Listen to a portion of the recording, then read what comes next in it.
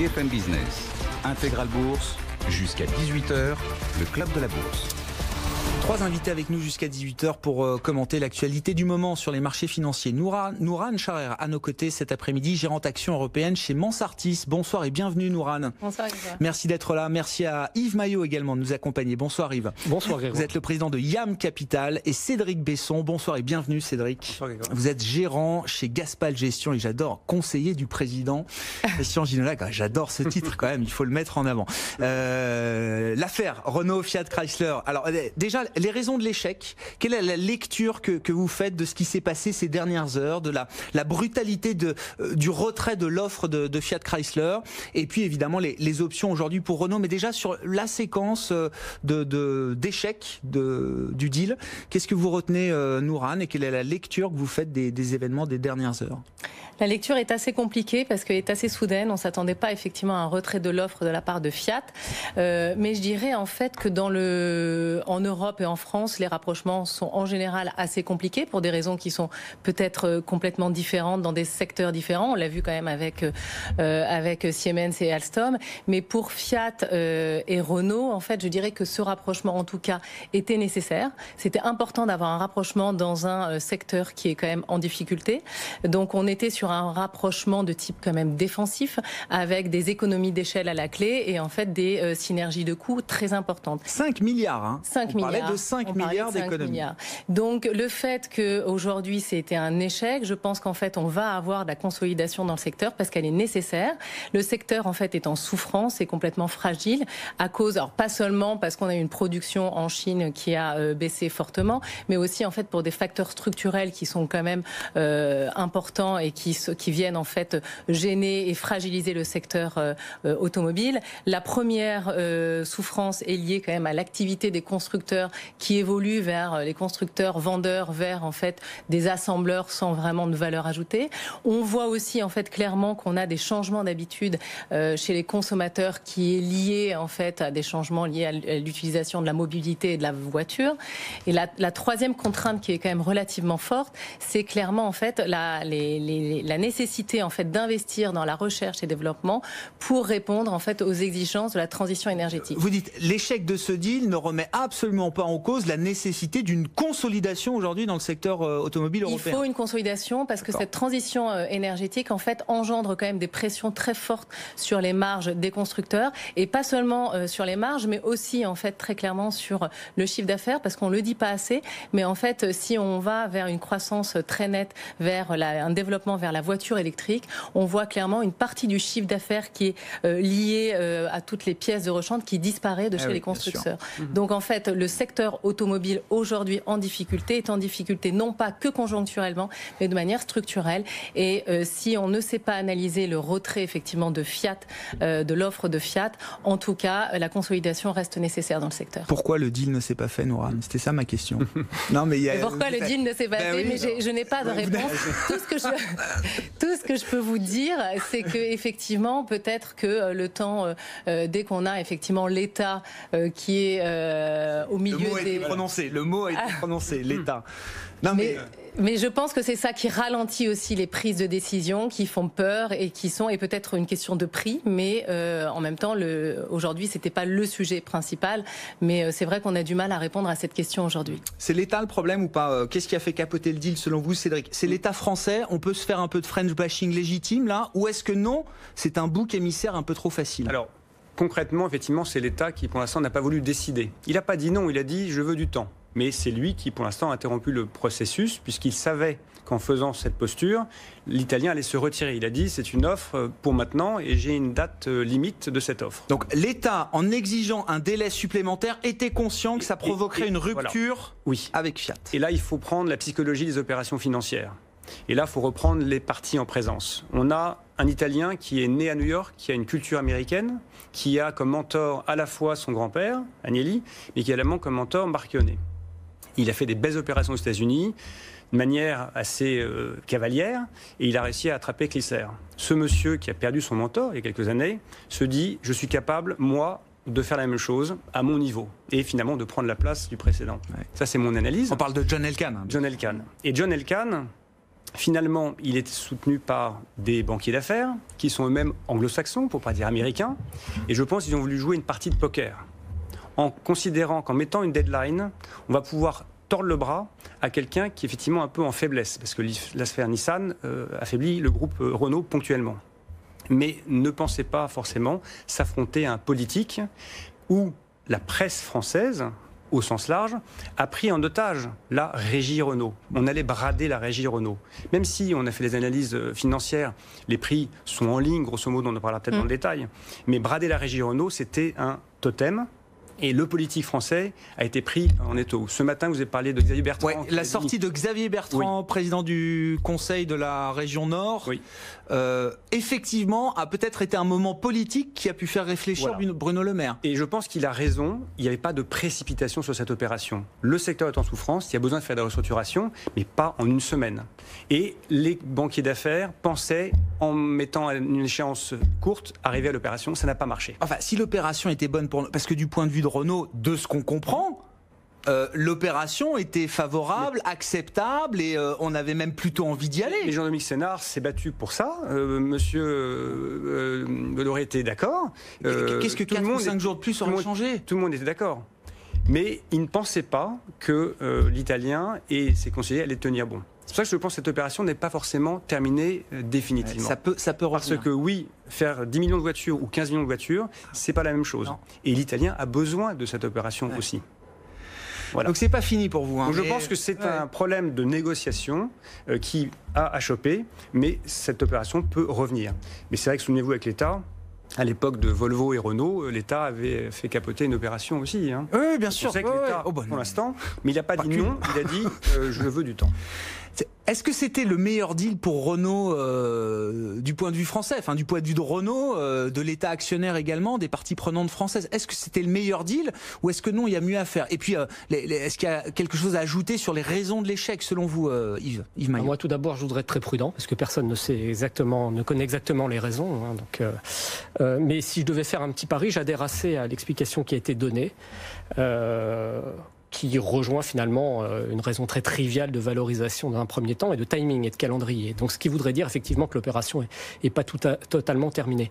Là où je serais un petit peu en désaccord avec ce qui est dit, c'est que je ne vois pas en particulier dans le cas présent pour Renault la nécessité d'opérer une opération de rapprochement aussi rapidement. Alors c'est vrai qu'on peut chiffrer les synergies un certain nombre de milliards de cette opération. On a souvent tendance à oublier les coûts que ce type d'opération induit aussi.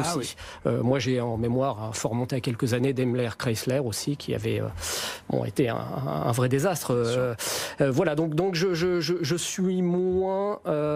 donc l'occasion n'était pas aussi belle que ça pour Renault, en fait? Non, pour Renault, non. Pour Fiat, oui, il y a une sorte d'impasse industrielle en raison des challenges et des contraintes qui pèsent sur le secteur automobile d'un point de vue stratégique, d'un Fiat qui est très mal positionné par rapport à la transition, voiture électrique, etc. Donc oui, il y a quelque chose, et puis du positionnement géographique. Pour Renault, ça me paraît beaucoup moins évident. Renault a aussi à traiter le développement de sa stratégie dans sa frontière actuelle, c'est-à-dire son alliance avec Nissan. Hein. Mais ça sous-entend quand même que l'État français finalement a été plus lucide que l'industriel Jean-Dominique Senard en mettant fin à cette fusion par le procédé qui a été décrit par Cédric Besson? Ou alors est-ce que ça veut dire que finalement Jean-Dominique Senard, on lui enlève une belle épine du pied parce qu'il était un peu contraint d'aller discuter avec Fiat alors que c'était pas l'option qu'il voulait privilégier? Prudent, peut-être. On spécule un peu, mais l'État a eu l'habitude d'être un assez mauvais actionnaire. En l'occurrence, là, il y a un beau prétexte. Ce calendrier rapproché, je pense qu'effectivement la précipitation, moi, m'a paru très très surprenante, si ce n'est effectivement quand on déroule un petit peu le calendrier, la façon dont l'offre était déposée par Elkann et les banques. Est-ce que du point de vue de Jean-Dominique Senard, il n'y avait pas une forme d'urgence? Je ne sais pas, avec Nissan ça se passe mal, Nissan peut-être ne voit plus en Renault un partenaire fiable, ça c'est des informations qu'on n'a pas, qu'on n'a pas. Jean-Dominique Senard qui les a. C'est peut-être crucial dans le déroulé de la réponse de l'État et de Renault, en fait. Ouais. Parce que l'État français souhaitait comme une réponse des Japonais avant de s'engager. Donc il a voulu une manière peut-être diplomatique, parce que M.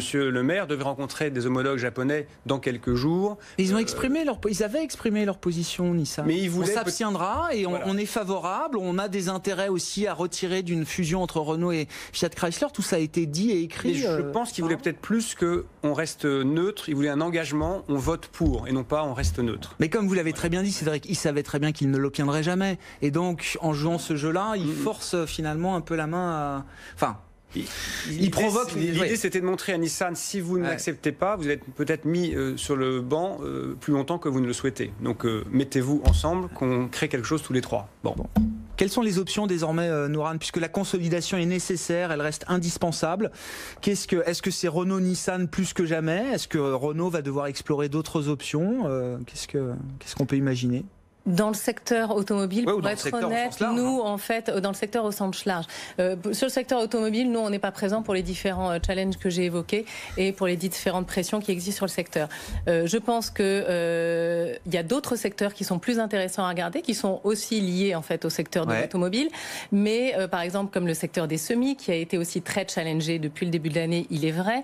Mais au-delà du fait que ça a été mis un peu en souffrance par rapport à la baisse de la production industrielle, je considère que le secteur des semis va effectivement à des facteurs de soutien structurel très forts qui sont positifs pour le secteur et à long terme. Donc on va retrouver effectivement la voiture électrique, la voiture autonome, la voiture connectée. On peut retrouver aussi tout le thème automobile vous intéresse, mais à travers l'industrie des semi-conducteurs. À travers l'industrie des semi-conducteurs, qui effectivement peut être affectée, mais qui est un facteur de soutien structurel durable. Et c'est ça qui nous intéresse, et c'est ça qu'il faut regarder. On a eu d'ailleurs contrairement en fait à Fiat, Nissan et Renault, qui est effectivement un rapprochement qui est plutôt défensif. Quand on regarde ce qui s'est passé avec Infineon qui a racheté Cypress aux États-Unis il y a quelques jours, c'est effectivement une acquisition qui est plutôt offensive et qui permet effectivement à Infineon d'accroître des positions dans un marché qui est en croissance forte, notamment qui sont sur les puces de connectivité. Donc je pense qu'en fait le secteur automobile, nous on s'y intéresse pas depuis 2 ans. Donc on s'y intéresse, mais on n'en a pas. Oui, c'est ça. Mais par contre, les dérivés secondes, tels que le secteur de semis, en fait, est intéressant pour nous. Comment on investit le secteur automobile? C'est une bonne question, oui, Cédric. Et puis Yves-Cédric Besson. Nous également, depuis plus d'1 an, on n'est pas sur le secteur. On le regarde, et puis c'était moins 20 l'année dernière, c'est encore négatif cette année. Il y a des problèmes que tu as évoqués structurels sur la voiture électrique. Ça prend trop de temps et trop d'investissement. Si on prend le cas de BMW, c'est à plus de 10 milliards d'investissements. C'est-à-dire que c'est de l'argent qui n'ira pas dans la poche des actionnaires pendant de nombreuses années. Il y a un moment donné, il faudra y aller tout de même. Il y a une certaine cyclicité, mais il y a quand même des valorisations d'État 4 fois les bénéfices, qui ne sont pas des bénéfices en bas de cycle. Donc c'est pas très cher, il faut le reconnaître. Maintenant, si on veut commencer à regarder ce secteur en se disant qu'on est dans un ralentissement et non pas une récession, il vaut mieux regarder les pneumaticiens. Donc la dernière qu'on aurait pu avoir en portefeuille, c'est Michelin, qui finalement, on est sur de la deuxième monte, on a besoin quand même de remettre ses pneus. Et sinon, il y a un dossier à regarder qui est en Scandinavie, qui est Nokian Tyre, qui fait des pneus l'hiver. On est quand même sur des pneus à plus de 20% de marge. Un beau business, avec un dividende, un rendement qui est autour de 5 à 6%, et qui construit une usine aux États-Unis. Il y a quand même un savoir-faire qui est difficilement réplicable. Donc il y a quand même de l'argent gagné dans le secteur. Il y a eu en plus un investissement sur résultat il y a quelques semaines. Peut-être en profiter. Mais jouer le thème M&A, le thème consolidation du secteur, des assembleurs, des constructeurs, non, même boursièrement, vous dites c'est pas un truc qui vous donne quelle a été la réaction boursière sur FCA ou sur Renault à l'annonce? C'est 5-6% de hausse, ça va pas chercher très loin. Et vous regardez les performances depuis 5 ans, que ce soit de BMW, de Daimler ou de Renault, ce sont les mêmes. On ne peut pas dire que Renault soit bradé non plus à 50 ou 55 euros. Donc le rebond, il prendra du temps, et les 5 milliards d'économies, il faudra prendre 3 ans. Donc on a le temps d'acheter les dossiers une fois que les opérations sont faites. Acheter en amont paraît un peu difficile. Un peu prématuré. Yves Maillot, sur l'investissement dans le secteur automobile au sens large et même... Stratégiquement, ça me paraît très compliqué. Tactiquement, peut-être effectivement, capitalisation de Renault autour de 16 milliards, des PER finalement faibles. La valeur automobile la moins chère du monde. On peut le jouer, je pense, tactiquement. Voilà ce que j'en pense. Stratégiquement, long terme, sûrement pas. On a vu en l'espace de 30 ans la valeur ajoutée des constructeurs se déplacer vers les équipementiers. Donc c'est vrai qu'aujourd'hui, il y a des choses intéressantes dans l'équipement. Et effectivement, maintenant, la valeur ajoutée se déplace vers l'électronique, la technologie. Les défis des constructeurs, on le voit bien, c'est la voiture électrique vers laquelle ils sont projetés, obligés de suivre, investir lourdement Or moi j'ai une vision un peu orthogonale de tout ce que j'entends, mais je ne crois pas du tout au futur des batteries électriques, des voitures électriques telles qu'on les vend aujourd'hui, pour des raisons d'approvisionnement. D'ailleurs, les voitures propres ne sont pas propres, disons-le, non mais il faut le répéter, et d'approvisionnement en métaux rares. Donc il va y avoir, et on le sait, il y a un vrai problème dans au moment où la Chine est peut-être en train de verrouiller ses matières premières. Il faudrait d'ailleurs que l'Europe pense à investir sur des technologies beaucoup plus durables. L'Airbus des batteries. Oui, je pense que c'est une très mauvaise idée. Je pense que l'électrolyse de l'hydrogène, par exemple, ou d'autres sont des sujets alors coûteux. Là aussi, il va falloir un peu patienter. Et je pense qu'il y a un peu de précipitation dans nos décisions industrielles. Et donc, les constructeurs sont pris dans cet étau, c'est-à-dire forcés de suivre pour s'adapter à l'évolution du marché aujourd'hui. Un rythme effréné qui les oblige à faire des choix qui ne sont peut-être pas les bons choix de long terme. Exactement. Donc, moi, je me méfie beaucoup du secteur à plus long terme. Mais ça vient du Dieselgate. Volkswagen était pris la main dans le sac, et pour s'en sortir, ils ont dit on va faire 100% d'électrique. C'est le leader incontesté en nombre de voitures, et tous les autres ont dû emboîter le pas, ils n'étaient pas prêts. Ils n'étaient pas prêts au niveau de leurs capitaux, ils n'étaient pas prêts au niveau de leurs ingénieurs, et finalement, l'homme et la femme de la rue demandent cette voiture électrique parce que Volkswagen était très fort. Et on voit aussi cette vague écologiste au niveau des votes au niveau européen. Bien sûr. Ils se disent que la voiture électrique est bonne. Mais vous avez raison. Quand on regarde le bilan carbone total sur une durée de vie d'une voiture aujourd'hui, il n'est pas meilleur que celui d'une voiture à combustion. À moins de rouler... légèrement au bout de 100 000 km, voilà. Légèrement. Ouais. Bon. Oui, absolument. Donc, mais il faut expliquer ça à l'homme de la rue. Ouais. Quand on sait que Total ne va pas sponsoriser les Jeux Olympiques de Paris... Ouais, je ne sais pas si c'est Total qui ne veut pas sponsoriser ou si on n'a pas voulu... Oui, c'est ça. Là, c'est un autre dossier. Mais Volkswagen a entraîné tout le secteur dans l'investissement automobile électrique. Ouais. C'est peut-être pas la bonne direction. Ouais, j'essaie de retrouver, mais je vais vous redonner ça effectivement. Enfin, les enjeux en matière d'électrification... horizon 2020-2021, il va falloir faire ce qu'on a déjà eu du mal, en termes de réduction d'émissions, ce qu'on a déjà eu du mal à faire sur les 10 dernières années. Donc c'est quand même un enjeu considérable pour ces constructeurs. On marque une pause, on se retrouve dans un instant, évidemment, nos invités du Club de la Bourse avec nous jusqu'à 18h, les marchés qui vont terminer tranquillement cette séance. Petite baisse, après un mouvement de reprise quand même sur quelques jours, depuis lundi qui a été assez conséquent et qui a ramené le CAC 40 jusqu'à 5300 points et plus. BFM Business.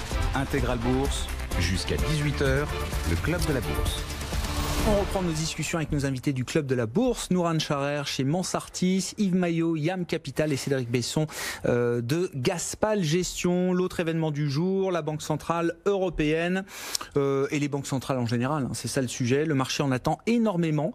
Alors le marché a toujours beaucoup compté sur les banques centrales, mais là depuis quelques semaines, quand on regarde ce qu'on appelle les anticipations de marché sur les baisses de taux qu'on peut estimer dans les prochains mois, prochains trimestres, on a un mouvement d'accélération de ces anticipations de baisse de taux des grandes banques centrales qui a été assez spectaculaire.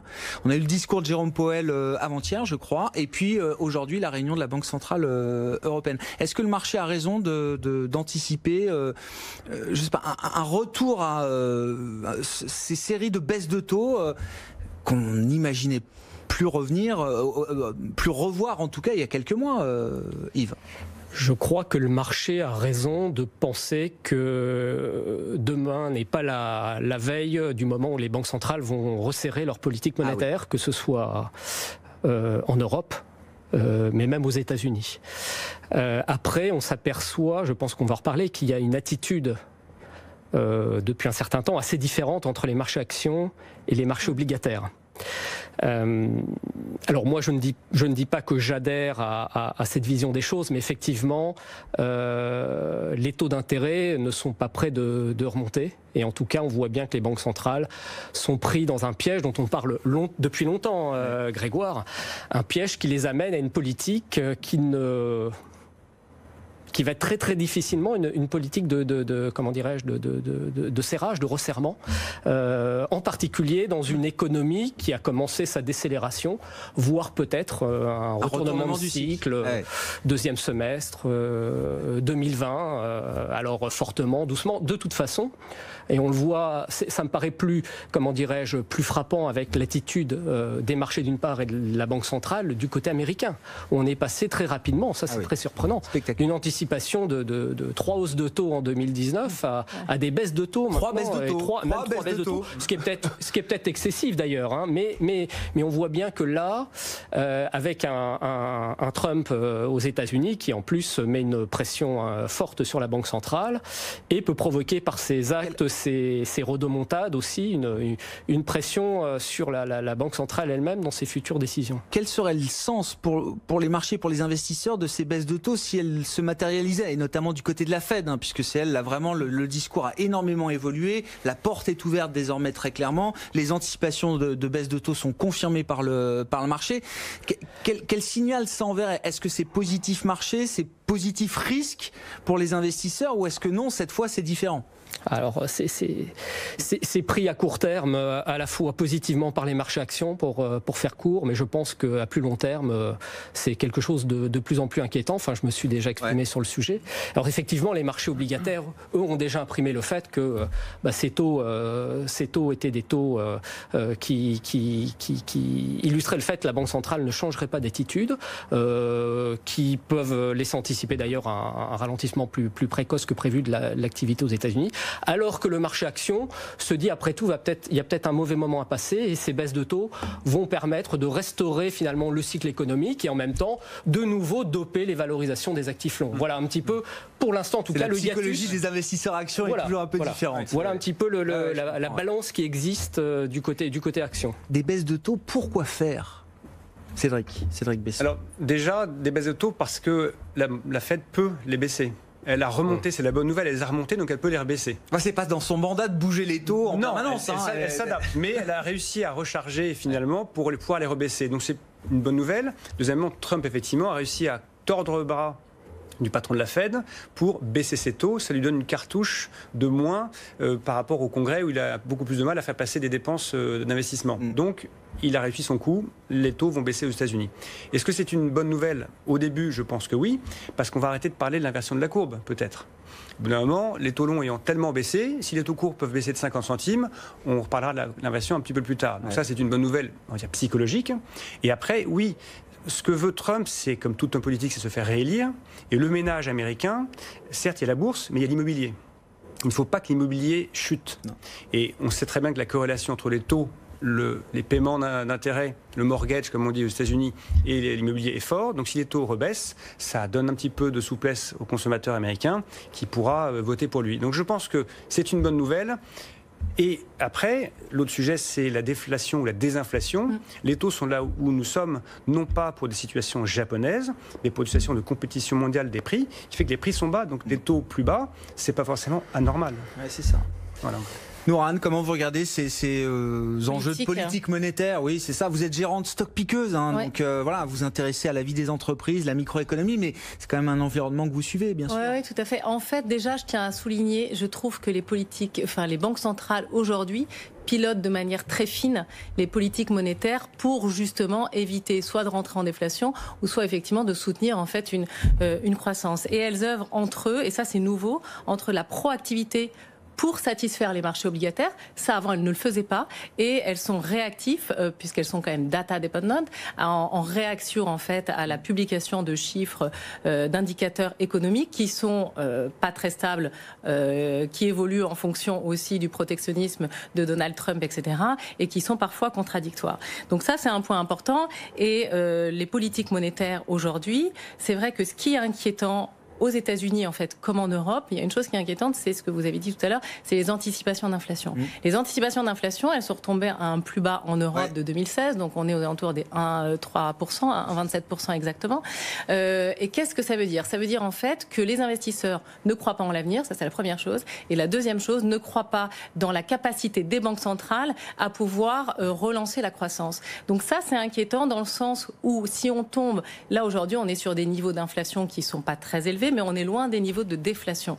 Par contre, si on approche le risque de déflation, dans ces cas-là, on aura très peur et le marché se fera peur parce que pensera effectivement que les banques centrales ne peuvent plus en fait relancer le système. Elles ont un problème de crédibilité quand même à ce stade. Alors. Elles ont un problème de crédibilité à ce stade, tout à fait. il faut continuer de penser qu'elles sont crédibles, ou est-ce que non, c'est un vrai moment important? Parce que Mario Draghi, il n'a pas refait whatever it takes, hein, on va sauver, préserver l'euro quoi qu'il arrive, c'est pas la même situation, mais c'est un peu le sens du message aujourd'hui quand même. Tous les instruments à disposition, on ne se satisfera jamais d'une inflation aussi basse, le Conseil ne se résignera jamais, enfin, il y est allé quand même, hein, de ce point de vue-là. Oui. Oui, et puis vous savez qu'on évoque de plus en plus, alors plutôt du côté, de l'autre côté de l'Atlantique, comme outil additionnel non conventionnel, on revient sur des choses qu'on pensait inimaginables, voire loufoques il y a quelques années, c'est-à-dire de positionner en cas de non-reprise significative de l'économie et de l'inflation. En fait, ce ne sont pas les banques centrales qui doivent relancer l'inflation, c'est l'économie elle-même qui, dans son mouvement j'allais dire perpétuel, doit être capable de réenclencher le système salaire-prix, hausse salaire-prix. Hein, et on a des forces déflationnistes très fortes. On a simultanément d'ailleurs des tarifs dans l'économie qui eux augmentent, d'où les sentiments de perte de pouvoir d'achat de la part de beaucoup de consommateurs. Non, ce que je voulais dire, c'est qu'on revient à penser, certains macroéconomistes et théoriciens, à des politiques d'intervention avec des taux négatifs et très négatifs, quantitative easing en cas de ralentissement fort de l'économie, et même hélicoptère monnaie. Bien sûr. Hein, où là, on est sur des circuits un peu similaires au quantitative easing, mais on crédite directement les agents économiques d'un montant fixe ou variable chaque mois, de façon régulière, d'un certain montant. Donc on est dans des choses qui veulent dire quoi? Qui veulent dire qu'on a la difficulté, on a une grande difficulté à compenser le manque de croissance qui permettrait à nos grands équilibres ou nos grands déséquilibres de se rééquilibrer. Et donc tout ça va se faire in fine au prix de la vraie valeur de notre monnaie, ou de nos monnaies. Donc ça, c'est un vrai sujet, moi, qui me perturbe beaucoup, j'allais dire, stratégiquement. Alors, face à ça, c'est vrai que les banques centrales essayent d'agir finement. En même temps, je pense qu'elles sont, et depuis un certain temps, quand même très perplexes. Avançant un peu dans le brouillard, hein, preuve de ce qui s'est passé depuis quelques mois aux États-Unis de la part des décisions de la Fed, au-delà de la pression qu'a pu apporter Trump sur la Banque centrale. Un mot encore, Cédric Besson. Non, mais Draghi, il a fait du Draghi, il ne peut pas faire autre chose, il s'en va. Donc il n'a pas changé de manteau à la veille de son départ. Il laisse une place la plus propre possible pour son successeur. Il a juste repoussé encore de 3 mois le potentiel remontée de taux, mais on sait que ça ne va pas venir. Par contre, il y a quelque chose à retenir, c'est qu'il y a les LTRO, qui sont essentiellement pour les banques italiennes. Monsieur Draghi est italien, les banques italiennes en ont besoin, parce que le travail n'a pas été totalement fait dans le bilan des banques italiennes. Et elles ont besoin de cet argent gratuit pour placer ces obligations italiennes positives et gagner cet argent. Et petit à petit, nettoyer leur bilan. Mais ça prend beaucoup de temps. Est-ce que le successeur, qui certainement ne sera pas italien, aura la même patience vis-à-vis de ces banques italiennes? C'est un sujet, et donc un risque supplémentaire pour nous, investisseurs, dans les prochains mois.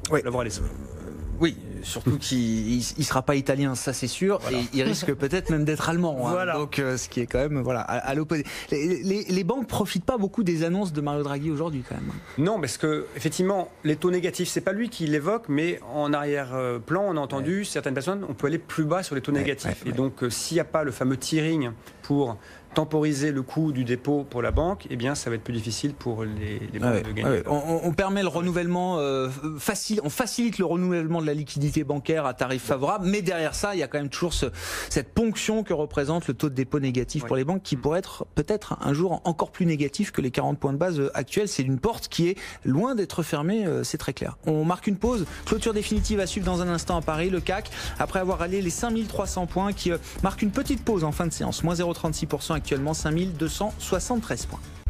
Clôture définitive à Paris pour le CAC 40, 5278 points ce soir à l'arrivée, moins 0,26% pour l'indice parisien, avec un volume assez soutenu, 3,8 milliards échangés ce soir, c'est pas un volume complètement nul, non, 3,8 milliards, quasiment 4 milliards échangés sur le CAC. Renault évidemment lanterne rouge, moins 6,5% après que Fiat Chrysler a retiré brutalement son offre de fusion la nuit dernière. On voit le titre Fiat Chrysler qui a mieux tenu, mais qui n'a pas eu le même parcours depuis depuis un peu plus d'une semaine, depuis la proposition de Fiat Chrysler. Bon, le parcours de bourse de Fiat est un peu différent. Alors que Renault avait quand même gagné 10-15% sur l'annonce avant de redescendre et de poursuivre sa descente aujourd'hui. Un Renault qui est retombé autour de 52 €, 52,60 € pour les titres Renault ce soir. Le secteur bancaire qui était en baisse également, malgré le discours toujours accommodant de Mario Draghi, et une banque centrale européenne qui reste évidemment au chevet de l'économie avec l'accumulation de risques. Une BCE qui se dit toujours prête évidemment à agir avec tous les instruments nécessaires en cas de choc négatif. Le secteur bancaire pour autant reste à la traîne aujourd'hui avec des baisses de 1,5 à 2% pour les banques françaises notamment. On a vu les banques italiennes également qui étaient plutôt orientées à la baisse cet après-midi. Oui, le secteur bancaire italien perd plus de 1%. Et à l'arrivée, donc, les indices européens qui sont légèrement négatifs pour certains d'entre eux. En tout cas, le CAC à Paris ou encore le DAX à Francfort recule de 0,2%, moins 0,26% précisément pour le CAC. Donc, à l'arrivée, 5278 points. BFM Business, Intégral Bourse, on refait la séance. Avec nos invités en plateau et quelques commentaires de fin de séance avec Jean-Luc Hussac chez Perceval Finance Conseil. Jean-Louis, intéressant quand même de reprendre ce mouvement de reprise, là, 5150 points au plus bas, je crois, sur le CAC 40 Cash lundi. Et puis là, on est revenu à plus de 5300 points au cours de cette séance avant que le mouvement ne se calme un petit peu. Est-ce que c'est la fin de la correction, Jean-Louis ? Alors ce matin, sur votre antenne, je disais à 10h, parce qu'en fait, le point haut, on l'a fait dès 10h, et puis ensuite, on a fait une grande dérive horizontale en attendant la Banque Centrale Européenne. Et je disais donc 5300, 5330, futur juin, cette zone est importante. Il faut prendre des décisions, soit on vend ce qu'on a racheté en dessous, soit je ne sais pas ce qu'on fait, on travaille sur des options, mais c'est le moment de faire des choix. Et depuis, on a perdu 1,12%, enfin 1,1 à peu près. Donc, de ce côté-là, c'était parfait. On peut dire que cette semaine, quand même, et jusqu'à donc l'annonce de la BCE, les spéculateurs se sont quand même pris un peu les pieds dans le tapis tout seuls, hein, parce que du côté des gérants, l'activité reste modérée. Lundi, ça a été vraiment... surtout à l'ouverture, après un vendredi déjà beaucoup de doutes, on parlait que de la Chine et des États-Unis, la guerre commerciale qui avait l'air de monter en puissance, mais surtout repris par la presse en général. Et du coup, ça a mis, si vous voulez, dans la tête de certains l'idée que le marché allait s'écrouler. Mais pas du tout, il a bien tenu, on l'a vu, c'est ce qu'on disait tous les jours, il tient, enfin vendredi, lundi, il tenait, et puis lundi, il est reparti à la hausse. Et là, aujourd'hui, je pense qu'avant la Banque Centrale Européenne, on a eu, donc dans la matinée, des débouclements de short, hier aussi, et puis après, derrière, un essoufflement, voilà.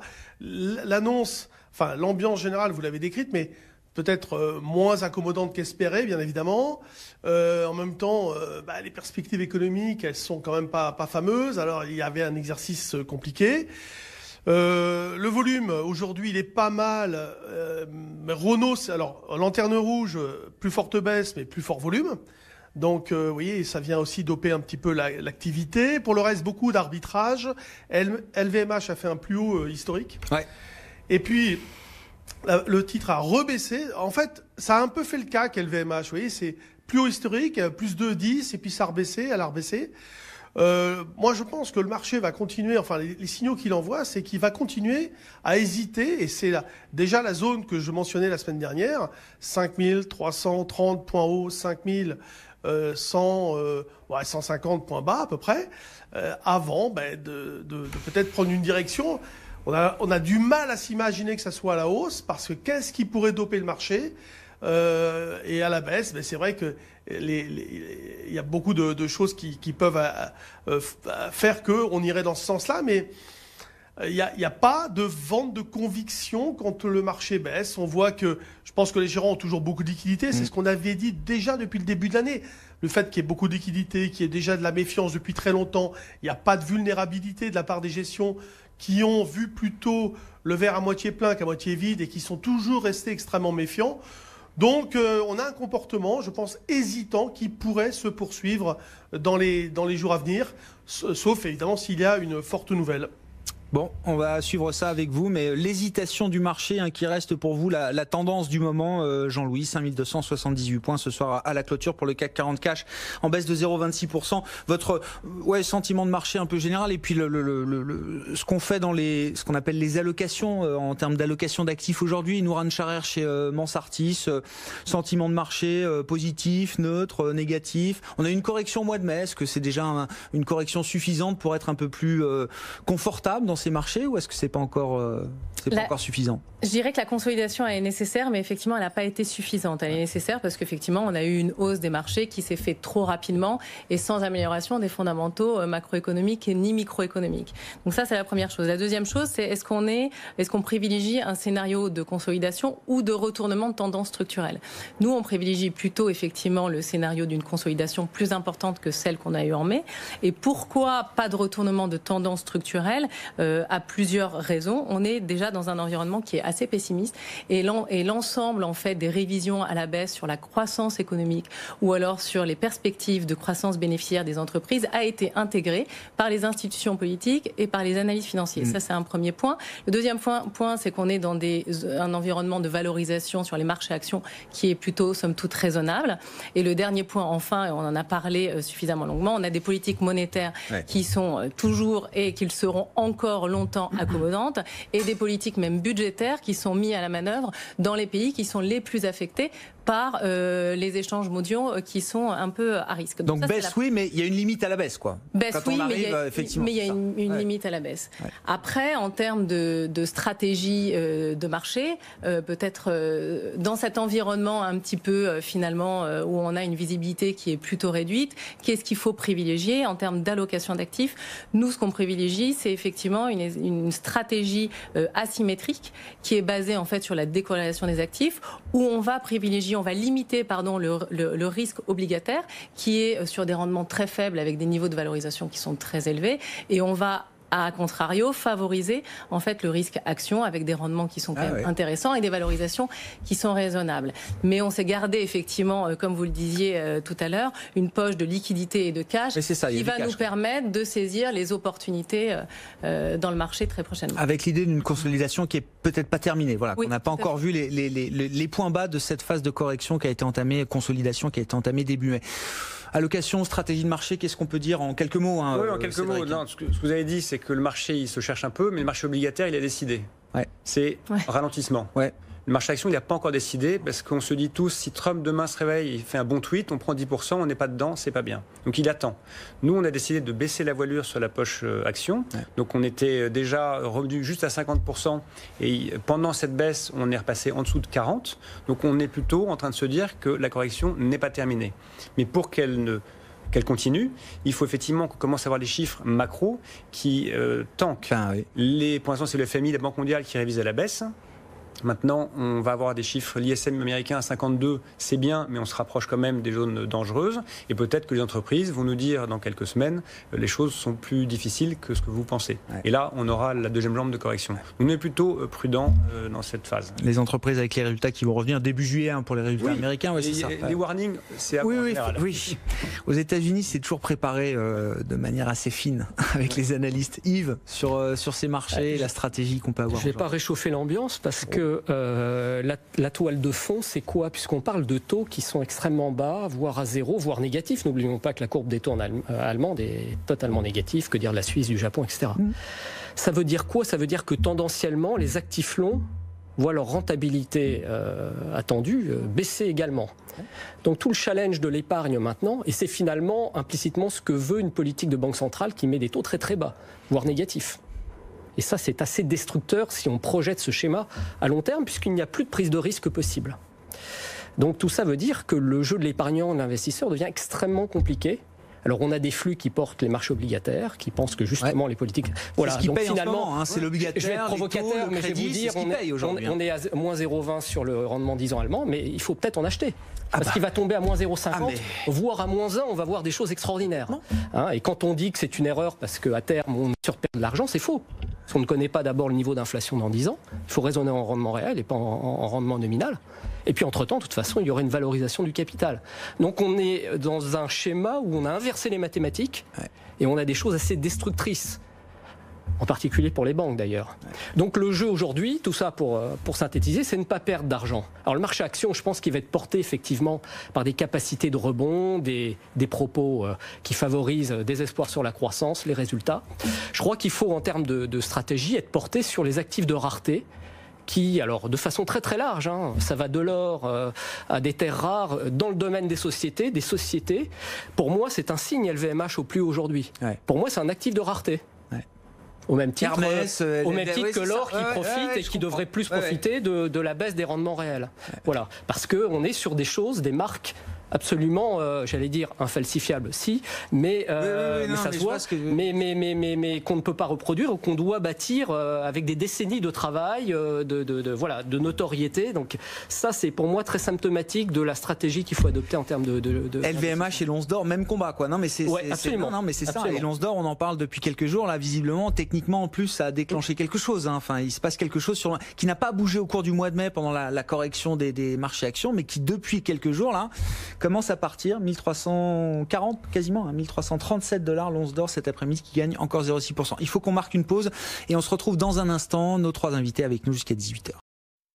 BFM Business, Intégral Bourse, jusqu'à 18h, le Club de la Bourse. Il nous reste quelques minutes avec nos invités du Club de la Bourse. Nouran Charer qui nous accompagne ce soir, gérante action européenne chez Mansartis, Yves Maillot, le président de YAM Capital, et Cédric Besson, gérant et conseiller du président de Gaspal Gestion. Désolé, c'est écrit, donc à chaque fois je le répète, Cédric. Je voulais en faire le chiffre du jour, alors ça vient en fin d'émission, mais c'est un chiffre quand même qui, je trouve, doit marquer les esprits et qui montre l'enjeu de la digitalisation pour le secteur bancaire. On parlait de toutes les difficultés du secteur bancaire, les menaces, les risques. Il y a rien qui va aujourd'hui dans le secteur bancaire. Ils doivent affronter, mais un peu comme l'automobile avec l'électrification, hein, c'est un peu le même enjeu, l'enjeu de la numérisation et de la digitalisation. Crédit Agricole aujourd'hui présentait son plan stratégique horizon 2022.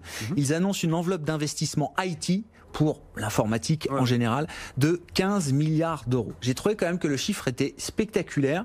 Alors, j'ai pas fait de comparaison, mais vous en avez fait un peu, je crois, Cédric. Et vous dites, en fait, le chiffre est assez faible au regard des enjeux. Faible, c'est-à-dire que sur 4 ans, effectivement, 15 milliards, il faut diviser par 4, on est à 3 milliards et quelques, déjà. Oui. Après, si on rapporte ça au pourcentage des dépenses d'exploitation de la banque, on est sur du 20%. Prenez les chiffres pour BNP, on est sur 6 milliards annuels, mais BNP est beaucoup plus grand. Prenez la Société Générale, c'est 4 milliards. Donc on est dans des ordres de grandeur à peu près équivalents, mais peut-être que le Crédit Agricole Group était un peu en retard. Si vous êtes client privé, vous allez sur les applications de LCL ou de Société Générale. Je suis dans ces deux banques, donc je peux parler d'expérience. Aujourd'hui, l'application Société Générale est beaucoup plus moderne. Et peut-être que le LCL peut progresser par rapport à son compétiteur. Donc ils ont besoin d'investir. La deuxième chose, c'est que le dirigeant de Crédit Agricole aujourd'hui était dans les opérations, ça s'appelle les opérations pendant pas mal d'années. Il sait ce que c'est que l'informatique, il a été dedans et il sait qu'il faut absolument investir dans l'informatique. Ils l'ont déjà fait, ils ne sont pas en train de tout refaire, mais ils ont rapproché des caisses régionales au niveau informatique. Ils ont besoin de mettre de l'ordre dans leur outil informatique pour être beaucoup plus agressifs. Mais c'est le nerf de la guerre, et donc oui, ça fait beaucoup d'argent, mais ils n'ont pas le choix. Et c'est ce qui pèse sur la rentabilité aussi du secteur. Ce que disait il y a quelques temps Jamie Dimon, le patron de JP Morgan, qui est peut-être la plus grosse banque du monde aujourd'hui, hein, si on met de côté les chinoises, il proclamait il y a quelques temps que JP Morgan était le premier employeur de développeurs et d'informaticiens au monde. Une banque, hein. Ouais. On ne parle pas d'Amazon ou de Google, on parle des banques, les premiers employeurs d'informaticiens au monde. Si on parle de cybersécurité, c'est l'argent, il faut quand même le protéger. Il n'y a plus le coffre-fort comme avant, c'est la cybersécurité. Donc il faut investir beaucoup en informatique pour protéger son client. Yves, qu'est-ce que ça vous inspire? Je trouvais que le chiffre était marquant quand même. Hein. Oui, absolument. En résonnant en masse, quoi, en grande masse. Il ne faut pas s'en étonner, Grégoire. Hein. C'est pas nouveau. Une banque, c'est un système d'information. Et ça doit manipuler beaucoup de data. Il y a énormément de challenges, on ne va pas revenir dessus. Les banques ne peuvent plus faire leur métier de façon traditionnelle, elles sont concurrencées par des néobanques. Il n'y a plus de courbe des taux, il y a des taux très bas, donc il n'y a plus de transformation possible. Bref, elles cherchent des nouveaux métiers d'ailleurs. Il faut trouver autre chose. Elles ont quand même un actif important, c'est toutes les datas, toutes les connaissances qu'elles ont de leurs clients.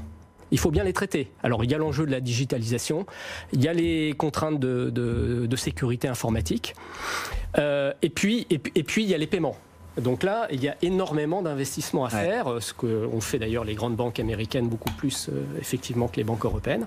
Donc tout ça est assez logique, effectivement. Là, on est vraiment dans un domaine de croissance, mais malheureusement, que doit subir la banque. Enfin, je pense que les banques européennes là sont un peu en position défensive et j'allais dire malheureusement assez souvent un peu malgré les capacités qu'elles peuvent, parce qu'elles ont encore un peu d'argent quand même, malgré les capacités qu'elles peuvent déployer, oui, ça risque de pas être forcément suffisant pour certaines d'entre elles. À l'aune de ce que disait Jamie Dimon, voilà, qui est effectivement le plus gros consommateur, employeur de ressources informatiques au sens large. Ouais, incroyable. Bon, c'est quand même du beau business pour tout ce qu'on appelle les ESN aujourd'hui. J'imagine, beaucoup d'entre elles, notamment sur le marché français, ont comme gros clients les grandes banques. Enfin, la finance, c'est toujours un secteur très très important pour ces ESN. Qu'est-ce que ça vous inspire, Nouran? Et puis Yves évoquait le secteur des paiements. Intéressant parce que Crédit Agricole, dans ses perspectives stratégiques, dit bon, on va développer ça en interne. On n'a pas besoin de faire de fusion-acquisition spécifique dans les paiements. On n'a pas besoin de faire de croissance externe. C'est un secteur qui est en pleine ébullition aujourd'hui. On en parlait encore hier avec Worldline qui s'envolait de 6-7% sur des rumeurs de consolidation qui sont quasiment permanentes là depuis quelques mois. En fait, cette annonce que vous avez donnée là sur les investissements informatiques et sur les systèmes de paiement par Crédit Agricole, moi j'en ai été ravie puisque ça renforce en fait 3 de nos convictions. La première, c'est de se dire que le secteur bancaire a besoin d'investissements qui sont colossaux pour pouvoir acquérir des parts de marché, acquérir de nouveaux clients et assurer en fait la croissance future. Mais aujourd'hui, la plupart des banques en fait en Europe n'ont pas ni la souplesse, ni la capacité, ni les moyens d'investir dans ces développements digitaux. Donc la première conviction, c'est de dire il faut être aujourd'hui absent des banques pour les différents challenges à venir. La deuxième conviction, c'est qu'on préfère finalement investir dans des acteurs de plus petite taille, plus agiles et déjà plus innovants, à l'image effectivement de Worldline, qui est un des leaders dans les systèmes de paiement pour les institutions financières. Et là, on voit très clairement une croissance entre 6 et 8% par an. Donc très clairement, hier, en fait, Worldline, effectivement, s'est envolé suite à des rumeurs d'acquisition. Plus haut historique, au plus haut historique, le titre. Sicasa, effectivement, a énoncé le fait qu'il n'y ait pas besoin de faire de croissance externe ou d'acquisition pour croître dans ce secteur-là. Gilles Grappinet a effectivement émis un avis complètement contraire en disant qu'effectivement ce secteur allait croître et avait besoin d'être consolidé, puisqu'en fait le nerf de la guerre sur les systèmes de paiement, c'est la course à la taille. Et oui, bien sûr. Donc je suis persuadée qu'en fait les acquisitions, la consolidation du secteur va continuer. On en a déjà eu. Il y a déjà eu 2-3 gros deals à 20-30 milliards. On a eu Fils qui a racheté effectivement WorldPay, et l'année dernière on a eu Worldline qui a racheté Sixt. Donc la consolidation ne fait que commencer et va en fait se poursuivre. La troisième conviction. Rapidement, Nouran. La troisième conviction, c'est effectivement ce que vous avez dit. C'est important d'être dans les entreprises à services numériques pour accompagner la transformation digitale des banques. Et à ce niveau-là, les banques européennes sont largement en retard. Pour vous donner un petit chiffre, les dépenses digitales dans l'IT ne représentent que 20% en Europe, dans le secteur bancaire, et elles vont être en croissance très forte, puisque déjà l'année prochaine, on attend déjà 30%. Donc c'est vrai que c'est important d'investir, mais c'est trop coûteux pour elles. Oui, et on n'est pas encore au niveau, parce qu'on en parle, c'est un peu la tarte à la crème, mais c'est vraiment, le mouvement est encore en accélération. Tout à fait. Ouais. On s'arrête là pour ce soir. Merci à vous trois. Merci d'avoir été les invités du Club de la Bourse. Nouran Charer chez Mansartis, Yves Maillot, YAM Capital et Cédric Besson de Gaspal Gestion qui était avec nous pendant cette heure. Le CAC à l'arrivée ce soir, moins 0,26%, 5278 points. Bientôt 18h. Très bon début de soirée sur BFM Business. Renault, Fiat Chrysler, évidemment, qui reste à la une de BFM Business toute la soirée. Et nous, on se retrouve demain dès 15h30 pour la suite d'Intégral Bourse. BFM Business, Intégral Bourse, jusqu'à 18h, la bourse en temps réel.